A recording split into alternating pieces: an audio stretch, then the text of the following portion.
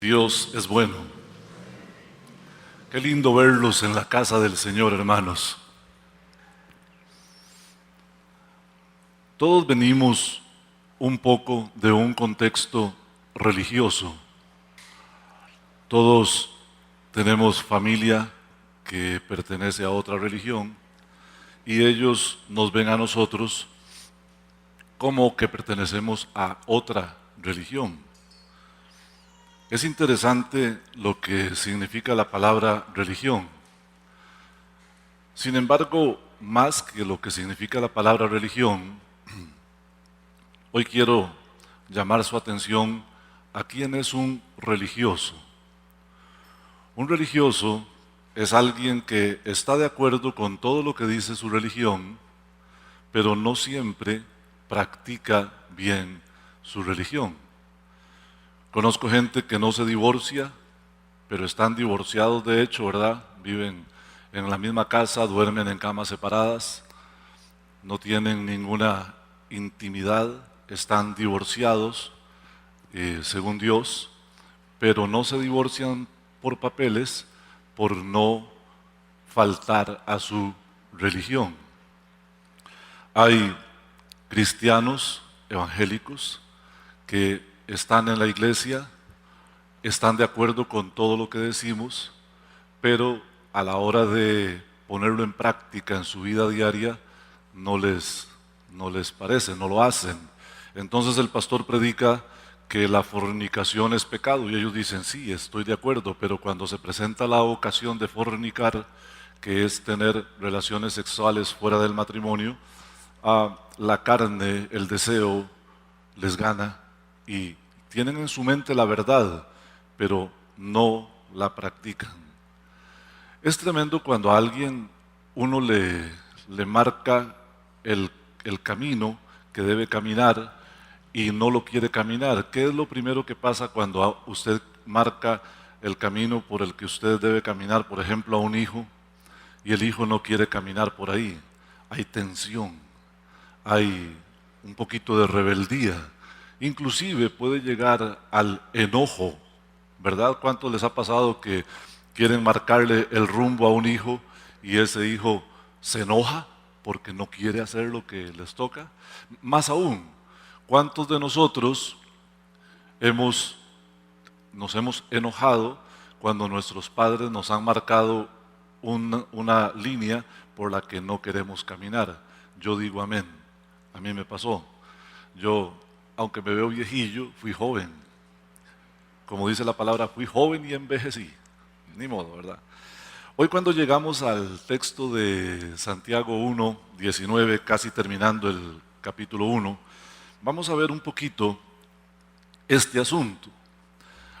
Para tener un poco de contexto, recuerde que las personas a quien el pastor Santiago les está escribiendo son gente que habían sido judíos religiosos.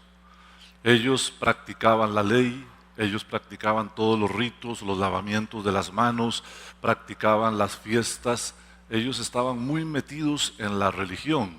Claro, solo en lo ritual, pero en la parte vivencial habían vivido como cualquier inconverso.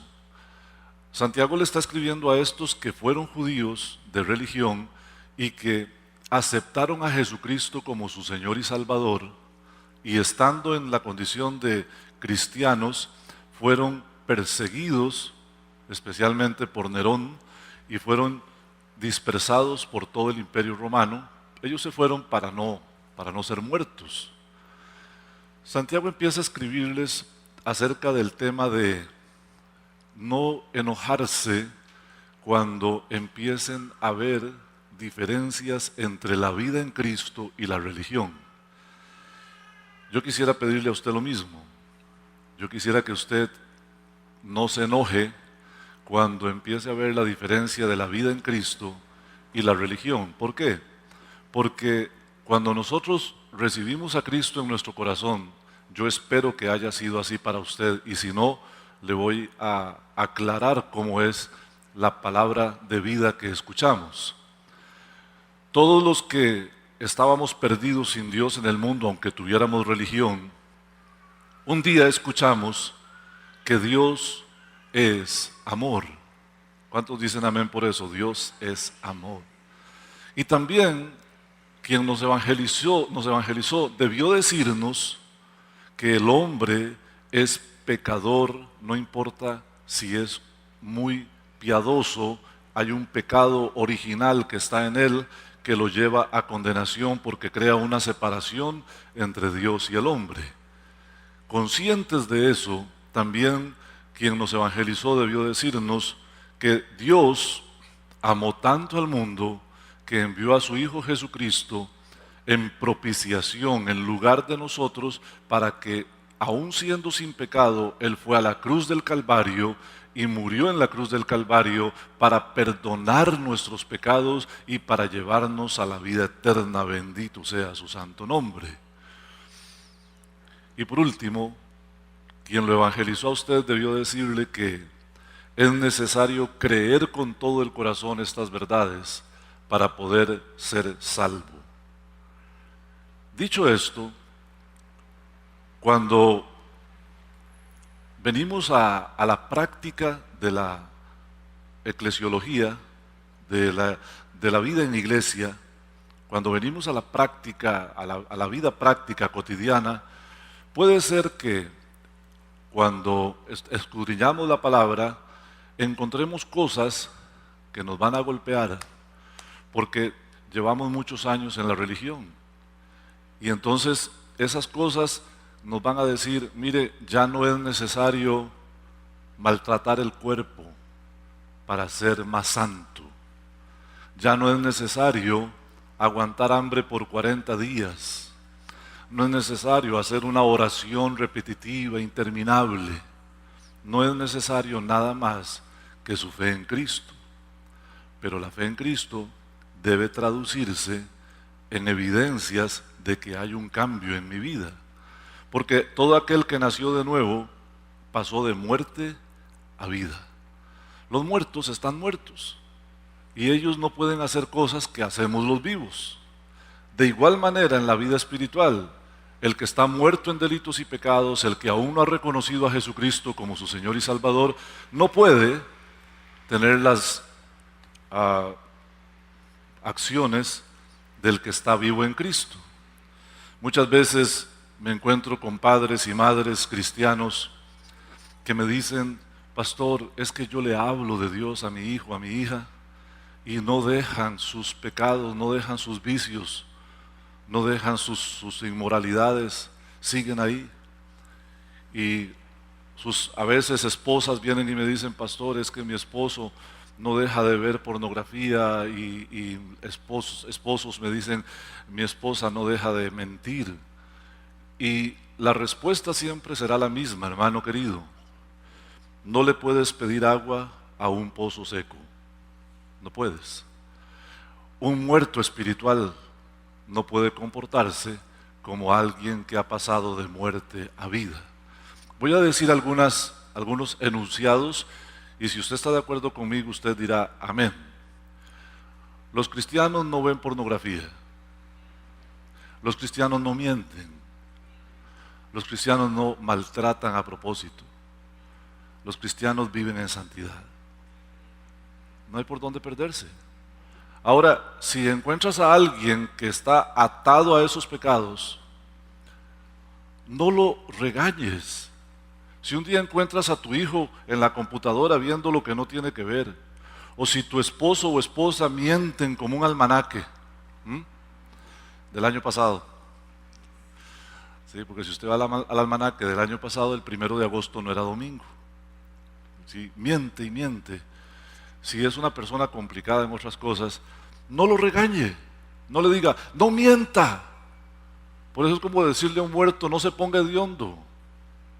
No puede hacerlo. Preséntele a Cristo. Háblele de conversión. Háblele de que siendo pecador está alejado de Dios y no hay vida en él, y que para que haya vida debe aceptar a Jesucristo como su Señor y Salvador. Y si usted mismo hoy se reconoce metido en esos pecados, debe darse cuenta que necesita un nuevo nacimiento, Y usted me dirá, pastor, qué duro, ¿cómo usted me dice que yo no soy cristiano? No es mi intención maltratarte, salvarte la vida. Eso es lo que quiero hacer esta mañana. Bueno, el pastor Santiago tenía un problema. Muchos hermanos estaban igual, allá en todo el Imperio Romano. Entonces él les escribe. Veamos ahí el verso. Vamos a estar a partir del verso 19, pero antes del verso 19, para entender el verso 19, debemos devolvernos a donde terminamos la vez pasada, verso 18. Dios, de su voluntad, nos hizo nacer por la palabra, para que fuéramos primicias de sus criaturas. Eso lo que está diciendo es, hermanos, por medio de la palabra que ustedes escucharon y la creyeron, ustedes ahora son cristianos. ¿Vio? Empezamos ahora sí en el verso 19. Como ustedes son cristianos, mis amados hermanos, todo hombre sea pronto para oír, tardo para hablar, tardo para airarse. Hay 3 consejos aquí. El primero es, vuélvase experto en oír. Pero este texto no está diciendo que usted sea bueno para oír a su esposa. No está diciendo, vuélvase experto en oír a sus hijos, a sus papás. Todo el texto está dirigido a que usted sea un buen discípulo de Cristo. Usted verá que venimos del verso 18, donde nos habló de que nos convertimos por la palabra. Y más adelante, hasta el verso 25, hablaremos de la palabra otra vez varias veces. O sea, lo que está diciendo es, escuche bien la palabra. Acuérdese que estos eran judíos que se acababan de convertir y que venían de una práctica religiosa muy fuerte. Entonces, tenían que ser expertos en oír, porque todo lo que iban a aprender es nuevo. Entonces, él le dice, vuelvas experto en oír. ¿Sabe qué pasa con el que se vuelve un experto en oír la palabra, hermano? Entiende la palabra. Cuando usted escucha, usted entiende. Cuando usted entiende, está razonando. ¿Sabe? Nuestra iglesia no es muy popular con alguna corriente evangélica que le gusta mucho la gritería y la bulla y brincar y sube hacia las bancas y todo en la predicación, el pastor grita un poco y se para y grita y hace otro, porque eso es muy emocional. Y los bíblicos o bibliocéntricos lo que hacemos es estudiar la Biblia, porque lo emocional a usted no le sirve para mañana. La Biblia que queda sembrada en su corazón, las palabras de Dios que quedan sembradas en su corazón, cuando usted esté en dificultades, eso es lo que lo va a sacar adelante. Hace unos días conversaba con un querido hermano que me decía que ellos en su iglesia es puro fuego y puro júbilo, y que había que ayunar 7 días o 10 días y que había que hacer una serie de rituales, que yo no digo que ayunar sea malo, lo que pasa es que no me gusta. Sí, es la verdad, aunque yo ayuno de noche y vigilo de día. Sí, Señor.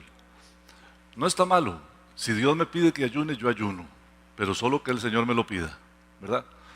Y él me estaba diciendo que eso es para fortalecerse, y yo lo llevé a Colosenses, donde dice, estas cosas tienen cierta reputación en duro trato del cuerpo, pero ningún efecto contra los apetitos de la carne.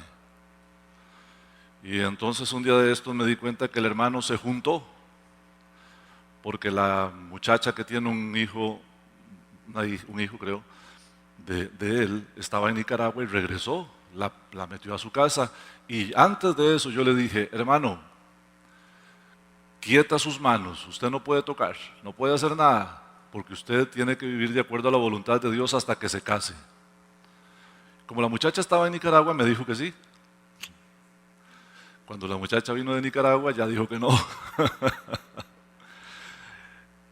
Tanto ayuno, tanto grito, tanto brinco, no le sirvió de nada. ¿Sabe qué es lo que sirve para sostenerse cuando el diablo lo está tentando hasta la fornicación? La palabra implantada en su corazón. Porque la palabra, el Espíritu Santo se la recuerda y te dice, no puedes hacer eso. Recuerdo un hermano que me contó que Satanás lo había tentado con una mujer que no era su esposa y que él le había dicho que sí, pero que cuando él estaba planeando cómo hacerlo, el Señor le dijo, no vayas, si vas posiblemente te mueres. Y él dijo, no voy, y no fue. ¿Sabe por qué? Porque el Espíritu Santo nos recuerda todas las cosas. La palabra sembrada en tu corazón es la que te va a salvar. Lo que hoy escuchas, aunque no lo escuches gritado, cuando estés a punto de caer, el Espíritu Santo te lo recordará y te sostendrá. Experto en oír la palabra. Ponga YouTube, que es una bendición, y ponga ahí Santiago, y usted podrá escuchar la carta de Santiago en 12 minutos. Sea experto en oír. Pero no oiga todas las predicaciones que están en YouTube. ¿Por qué? Porque hay gente que predica la palabra al revés, no la estudia. Solo dicen cosas bonitas que a la gente le gusta oír. Profundice en el estudio de la palabra. Venga a SEAN, métase, si no puede, si ya pasó el tiempo de entrar en la clase normal, métase como oyente. Susanita, tenemos oyentes, Omar, tenemos oyentes. Se pueden meter como oyente. Oiga la palabra, oiga. La segunda cosa que dice Santiago es, hable poco, siempre en relación con la palabra. Y es que, hermanos queridos, hay mucha gente hablando de la Biblia que no tienen ni idea de lo que están diciendo. Hay gente que viene al templo, que son religiosos, que escuchan la palabra y me gustó el sermón, fue bonito, o no me gustó el sermón, hoy el pastor tocó el tema del diezmo, me cayó mal. ¿Ah? Me voy enojado porque me dijeron que el cristiano no miente. Y empezamos a hablar y a hacer división. ¿Sabe que hay gente que hace división? Y la Biblia dice en Proverbios, 6 cosas aborrece Jehová y aún la séptima abomina su alma. Y empieza a hacer una lista de 6 cosas y al llegar a la séptima dice, el que siembra discordia entre hermanos. Hay gente que critica el sermón en frente de otros y los desanima. Hay gente que no solo critica el sermón, lo juzga, lo corrige según su propia mente. No tienen un corazón enseñable, son enseñadores. Les parece que saben demasiado y que lo que el pastor predica ya ellos se lo saben. Hay que venir con un corazón humilde a aprender, a hablar poco. ¿Y sabe qué pasa cuando usted habla mucho? Peca mucho. Proverbios 10:19 dice, en las muchas palabras no falta el pecado, pero el que refrena sus labios, ese es prudente. Bendito sea el Señor. También cuando usted habla menos, se enoja menos, tarda más en airarse. Puede que a usted no le guste algo que yo diga, no se enoje. Vaya y doble rodillas y dígale al Señor, muéstrame la verdad de este asunto. Y si usted encuentra que yo estoy equivocado, hermano, yo con todo gusto rectifico delante de todos los hermanos, no porque yo lo sepa todo, porque no lo sé todo, sino porque trato de prepararme lo mejor que puedo para cuando vengo a predicar, pero no soy infalible. Si dije algo que es incorrecto, bueno, los que llevan años conmigo saben que no tengo ningún problema en decir, hermanos, vean, yo dije esto, pero es esto.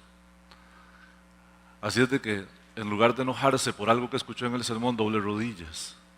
Pídale al Señor. ¿Sabe por qué? Porque la Biblia dice que el hombre iracundo levanta contiendas y el que se pone furioso peca demasiado. Vayamos otra vez a Santiago 1 y veamos el verso 20. ¿Por qué no debo enojarme? Porque en la ira del hombre no obra la justicia de Dios. Usted quiere hablar de parte de Dios, hágalo serenamente, no enojado. Si usted quiere defender un punto teológico y usted se enoja con quien lo está adversando, usted no ha entendido cómo es este asunto. dice el apóstol Pablo que el hombre de Dios no es contencioso. Usted y yo podemos tener diferentes ideas sobre un mismo asunto, pero no tenemos por qué pelearnos. Somos hermanos, somos hijos de Dios. Por ejemplo, yo tengo unos 3 amigos que son calvinistas, lo que se llama calvinistas. Algunos de ustedes no tienen idea que es un calvinista, pero yo le voy a explicar un momentito la diferencia más grande que tenemos ellos y yo. Ellos dicen que Dios eligió un grupo de personas para que sean salvos y al resto lo eligió también para que se vayan al infierno. O sea que Dios dijo, usted al cielo, usted al infierno, usted al cielo, usted al cielo, usted al cielo, usted al infierno, al infierno, al infierno, y usted por supuesto que al infierno, pero al otro al cielo, al cielo. El Señor no hizo eso. De tal manera amó Dios al mundo que envió a su Hijo unigénito para que todo aquel que en Él cree no se pierda, mas tenga vida eterna. Y ellos y yo tenemos esa diferencia. Ellos creen eso y yo les dije, no, yo creo que Dios le da la oportunidad a todo el ser humano que ejerza su libre albedrío y venga a Cristo voluntariamente, y si se arrepiente, Dios lo salva en un acto de su voluntad de Dios de salvarlo, pero en un acto de la voluntad del hombre de recibirlo como su Señor y Salvador. Y sabe, y a pesar de eso, este es el tono que yo uso con ellos. Nunca nos enojamos, ellos no me alzan la voz, yo tampoco, porque aunque tengamos diferencias, somos hermanos. Por eso, hermano, si a usted algo del sermón no le gusta, pídale a Dios sabiduría. No ande chismoseando por ahí, no ande levantando contiendas y divisiones. Pídale a Dios sabiduría y también puede venir y hablar conmigo y ver un poco más en detalle el tema, porque en el enojo, en la ira del hombre, no obra la justicia de Dios. Bendito sea su misericordia. Cuando el hombre se enoja, Dios no interviene. Eso es lo que está diciendo. Veamos el verso 21. Por todo lo que les he dicho anteriormente, por lo cual, desechando toda inmundicia, que es inmoralidad, y toda abundancia de malicia, que es maldad, recibid con mansedumbre la palabra implantada, la cual puede salvar vuestras almas. Fíjate, está hablando de la palabra, ¿recuerda? Este texto no se puede usar para que usted le diga a su esposo o a su esposa, vea que la Biblia dice que usted tiene que ser tardo para airarse. Por si no lo sabe, la Biblia sí le da permiso de airarse. Dice, airaos, pero no pequéis. Entonces te puede airarse, solo que no peque. Tenga cuidado con sus palabras cuando usted siente esa cosa que le sube de abajo y que se le inflan las orejas y todo eso. Puede airarse, pero no peque. Airaos, pero no pequéis. Dice que por todo esto que yo les acabo de decir, de que uno debe estar presto a ser enseñable. Por ejemplo, nosotros de las iglesias en que venimos, muchos de nosotros venimos de iglesias evangélicas en nuestra juventud. En mi iglesia, por ejemplo, se pensaba que el culto estaba bueno si algún hermano estaba endemoniado y se le sacaron los demonios ese día. Y sabe, es interesante porque la Biblia dice que ningún cristiano puede estar endemoniado.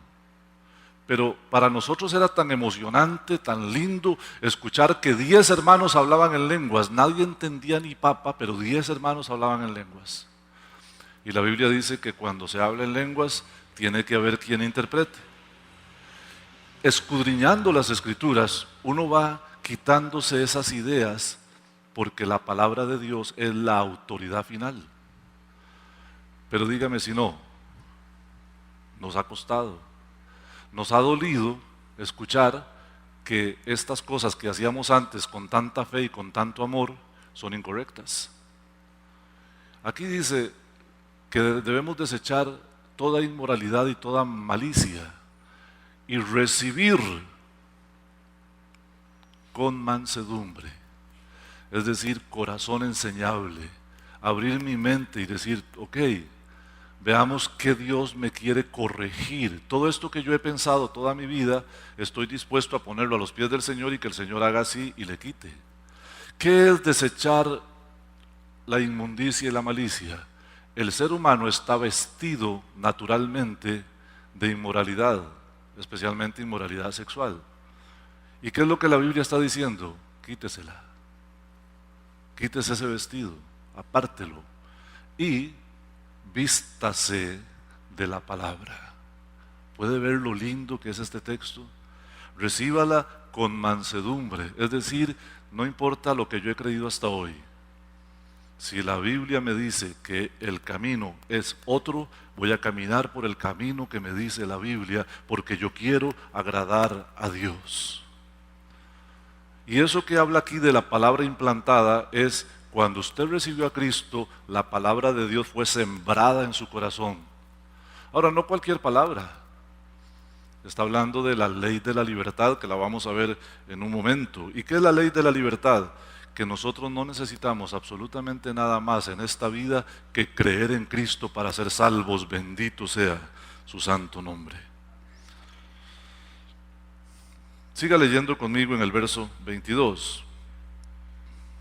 Pero ya que les dije que ustedes oigan atentamente, que dejen mucho la criticadera y la resistencia a la palabra y que mucho menos se enojen, hay algo más que hay que hacer, dice Santiago. Sed hacedores de la palabra y no tan solo oidores, engañándoos a vosotros mismos.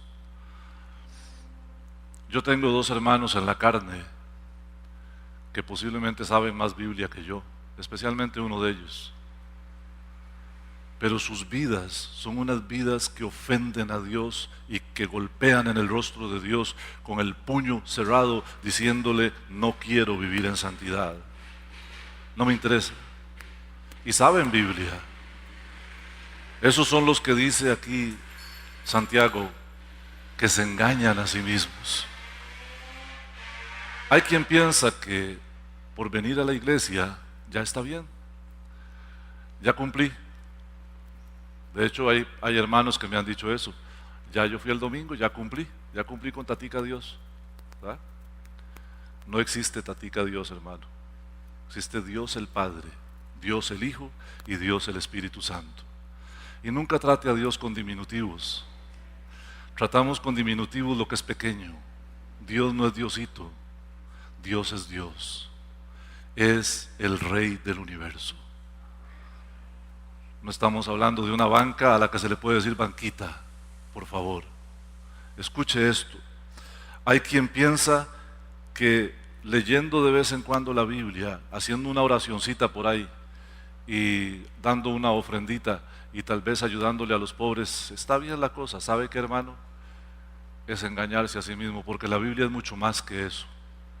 Hay que ser hacedores y no tan solo oidores, porque si somos oidores que no ponemos en práctica lo que se nos enseña, entonces nos estamos engañando a nosotros mismos. Por eso lo que usted aprenda, póngalo en práctica. Siga conmigo ahí. Bueno, antes de pasar al siguiente versículo, hay un principio que usted debe entender. Oír la palabra de Dios y hacerse el... Iba a decir que el maje, pero suena muy feo, ¿verdad? Hacerse el loco es una estupidez. ¿Vio qué palabra más fea? Escuche bien. Escuchar la palabra, oír la Biblia y hacerse el loco es una estupidez. Hablemos de estupideces. ¿Han visto ustedes las inundaciones que hubo estos días en todo el país? ¿Qué le parece si yo me busco una platilla en el banco, verdad? Y me voy al playón de Turruares, y ahí en el playón, que pasa el río ahí a 1 metro de donde yo voy a construir, construyo en la pura arena una casa y le meto ahí 10 millones de construcción, una casa linda, y me siento en el corredor a ver el río pasar? ¿Qué le parece eso? Es muy inteligente. Es muy tonto, ¿verdad? Vea lo que dice Mateo 7, 25. Este es Jesús hablando. Pero el que me oye estas palabras y no las hace, ¿a cuáles palabras se está refiriendo? En el capítulo 5, 6 y 7 de Mateo está el Sermón del Monte, un manual para la vida cristiana.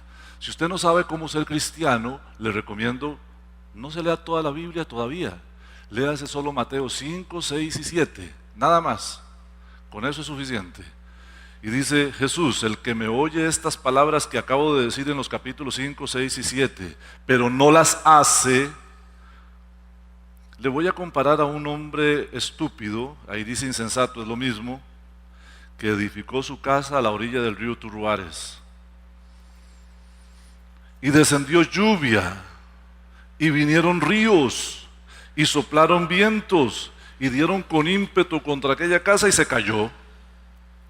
Y fue grande su ruina. Esto es lo que le pasa al que viene al templo, oye la predicación y se hace loco. Cuando vienen los balazos, no tiene cómo defenderse y será grande su ruina espiritual. Siga conmigo en Santiago 1:23. Porque si alguno es oidor de la palabra, pero no hacedor, este es semejante al hombre que considera en un espejo su rostro natural. Porque se para frente al espejo, ¿verdad? Se ve a sí mismo, mira qué guapo me hizo Dios. Y luego se va y se olvida cómo es. Yo los reto a cada uno de ustedes a que hagan este ejercicio. Vayan al espejo, obsérvense y luego dibujen un retrato de ustedes. O busquen un retratista, si usted no sabe retratarse, y indíquele, sin que él lo pueda ver a usted, póngase una bolsa en la cara o algo, indíquele usted cómo es usted. ¿Sabe que ninguno de nosotros nos acordamos cómo somos hasta que nos volvemos a ver en el espejo? Estoy totalmente seguro de eso, por lo menos yo. El que es así, que oye la palabra y se hace loco, es como ese chavalo que viene, escucha, le entró por aquí, le salió por aquí y no se dio cuenta qué era lo que tenía que hacer y no lo llevó a la práctica. Verso 24. Bueno, sigo en el 25. Mas el que mira atentamente a la perfecta ley, la que veníamos hablando, la de la libertad, y persevera en la ley de la libertad, entonces, siendo hacedor de la palabra y no solamente un oidor olvidadizo, ¿qué va a pasar con él? Este será bienaventurado en lo que hace. Hay tres actitudes, tres acciones, tres cosas que hace el hacedor de la palabra. Número uno, examina las escrituras. Hermano, es el colmo que hayan cristianos que no tengan una Biblia. Y es el colmo que hayan cristianos que tengan una Biblia y no la lean. Pero es aún peor que hayan cristianos que tienen una Biblia y la lean poquitillo, pero que no la estudien. ¿Qué es estudiar? Es tomar un trozo de la palabra y exprimirle todo lo que hay dentro de él. Por ejemplo, hoy yo pude haber leído Santiago 1, 19 al 27 y lo hubiera leído en 2 minutos. Pero no llevamos 2 minutos extrayéndole las verdades que hay ahí. Estúdielo. Agarre un lapicito, un cuaderno y usted ve lo que está escrito ahí. Esto significa tal cosa, esto significa la otra. En internet hay tantos recursos. Hay una página que se llama labiblia.com. Ahí usted busca el pasaje bíblico y a la par están los comentarios bíblicos. Hágalo, lea los comentarios. Hay una página en internet que se llama A Través de la Biblia.org. Si no se acuerda, me la pide y con mucho gusto se la vuelvo a mandar. Escuche, esos hermanos hicieron un estudio bíblico, versículo por versículo, de toda la Biblia, desde Génesis hasta Apocalipsis. No te va a alcanzar la vida para escucharlos y entenderlos, pero hazlo Todos los días proponte escuchar una porción de las Escrituras con ellos. Estudia la Biblia. Lo segundo que hace es que persevera en la sana doctrina, porque ya la conoce, ya la tiene en el corazón. No tiene gritos y brincos y esa cosa del culto estuvo júbilo, pero tiene palabra. Y Jesús dijo, ustedes están limpios por la palabra que yo les he hablado. ¿Sabe qué es lo más importante en la Biblia que se recalca para todos los cristianos? La palabra, no las emociones. Las emociones engañan. La palabra no, la palabra permanece para siempre, bendito sea el Señor. ¿Y sabe qué es lo tercero que hace un cristiano que es un hacedor de la palabra? Sirve en la obra del Señor. Por eso ahí dice, en el texto, en el 25, dice, hacedor de la obra. El cristiano debe servir a su Señor, pero ¿cuándo es que nace el deseo de servir al Señor? Cuando la palabra está siendo sembrada en nuestros corazones, cuando tenemos un corazón enseñable. Porque hay gente a la que hay que rogarle que sirva en la iglesia. Tienen tan poquita palabra que apenas leen, medio entienden. Pero cuando usted entiende la palabra y usted se da cuenta lo grande que es el reino de los cielos, lo importante que es la iglesia, lo importante que es el cuerpo de Cristo, usted se da cuenta que usted tiene el privilegio de servirle al Dios de los cielos, aunque sea en algo pequeñito, y usted quiere hacerlo porque el Dios de los cielos es su Dios. Lo salvó, lo llenó de vida, lo llenó de bendiciones, y usted dice, no puedo más que hacer, aunque sea un poquito, para el reino de los cielos. Pero quien no ha entendido, quien es un hacedor olvidadizo, un oidor olvidadizo, oye y se va, a veces viene, a veces no viene, se duerme en la predicación. Hay hermanos que la mitad la oyen y la mitad se la sueñan, ¿verdad? ¿Sí? Porque somos religiosos. Que no nos halle Dios a nosotros siendo religiosos. Mire la bendición del que examina la palabra de Dios. ¿Cuántos de ustedes les gustaría ser prosperados económicamente? Oigan, qué hipócritas. A todos nos gustaría tener más plata, ¿no es cierto? Bueno, voy a cambiar la pregunta. ¿A cuántos les gustaría tener más plata? Sí, por supuesto, todos queremos tener más platica. ¿Sabe dónde está el secreto de la prosperidad? ¿Usted quiere el secreto de la prosperidad? Bueno, yo no le voy a decir, traiga una gran ofrenda. No, usted debe ofrendar y diezmar porque es cristiano. Si no lo hace, está en desobediencia y allá usted con Dios.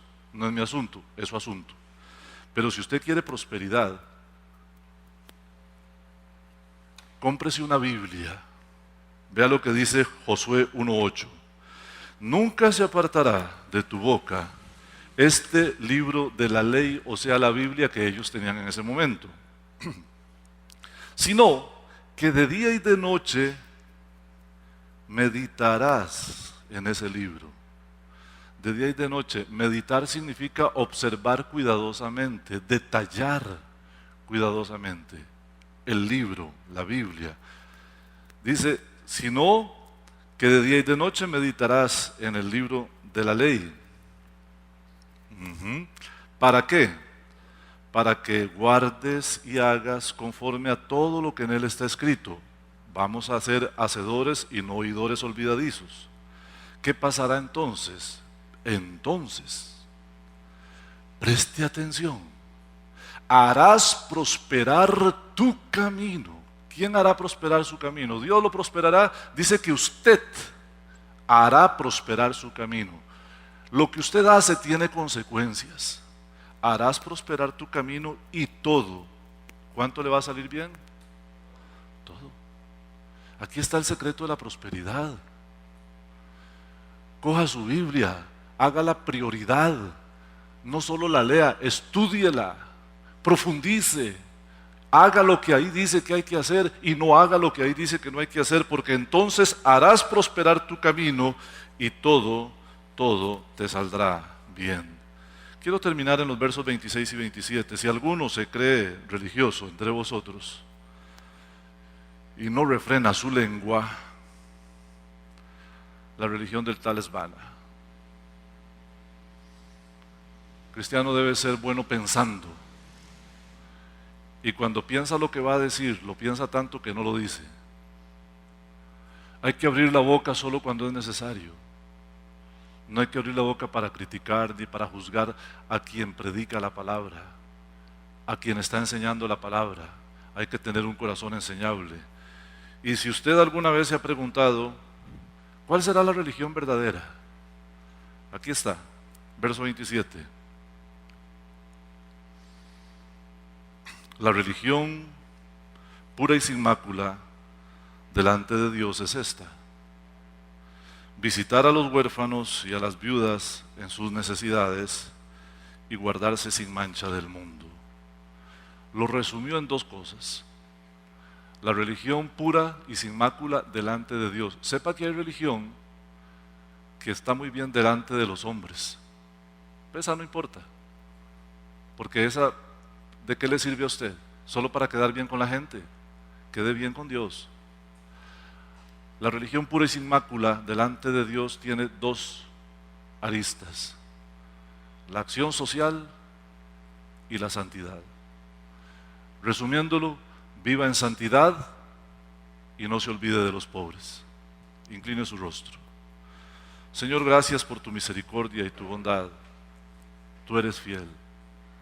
Gracias por la palabra que nos permites asimilar, y te rogamos, Señor, que no quede el saco roto, sino que produzca aquello para lo que fue enviado y que haga cambios en nosotros.